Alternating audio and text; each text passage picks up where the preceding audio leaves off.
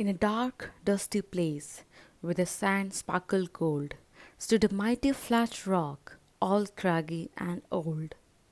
And under that rock, in a tiny full house, lived the littlest, quietest, meekest brown mouse.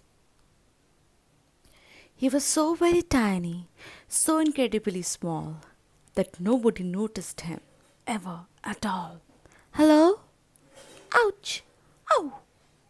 He got trod on and sat on, and missed out for stuff ignored and forgotten. Yes, mouse life was tough. Meanwhile, far above on top of the rock, times were quite different. It was 9 o'clock. This huge toothsome creature made sure everyone saw how important he was by how loud he could roar.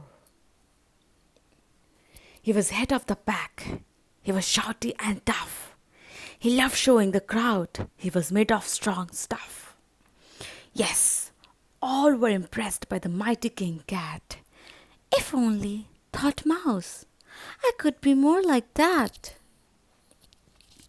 Then late one dark night, in his Minnie Mouse bed, the cleverest thought popped into his head. He jumped from the covers and hurried up a paw. I have got it, he said. What I need is roar. What if the mouse, with the winniest squeak, was a little more grrr and a little less meek? Well, he would still be the smallest of fuzzy brown mice, but he would make friends and join in, and life would be nice. Yes, thought the mouse, I must find out how. I will learn how to roar, and I will learn it now.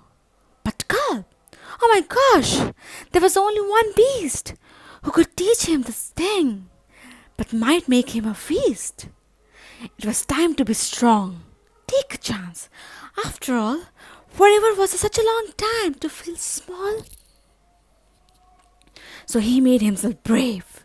He thought like a winner. He set off for the top, hoping not to be dinner. It felt like the scariest thing he could do. But if you want things to change, you first have to change you. The further he climbed, the closer he got to the slumberg lion wriggling on the top. Then, at last, as he stood on his tippy toes, he found himself suddenly nose to nose. Ah! God! Pardon me! Wake up, Mr. Lion! You have got company! Squeak! Mr. Lion, what I have come to you for is squeak! Do you think you could teach me your roar? A silence befell. The twinkling plain Lion opened his eyes and puffed out his mane. Time slowed right down. Why, it felt like a week. Then he opened his mouth and let an out. The lion was shaking, his paws all a fumble. He was backing away with a scrambling tumble. Don't hurt me, he whimpered. Oh, tried to be nice. Well, my goodness, the lion was frightened of mice. Don't worry, Mouse, peeped. I'm a friend, not a foe. Let's rock this together. We'll have fun, don't you know? That was a magical moment for sure, when Mouse didn't feel at all small anymore. He had found his true voice and learned to speak out, and that you don't need to roar or to shout.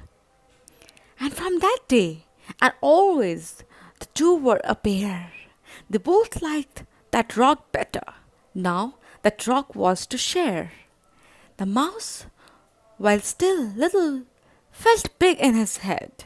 And Lion, he still roared, but with laughter instead. Ha ha ha ha ha ha. Yes, that day they both learned that no matter your size, we all have a mouse and a lion inside.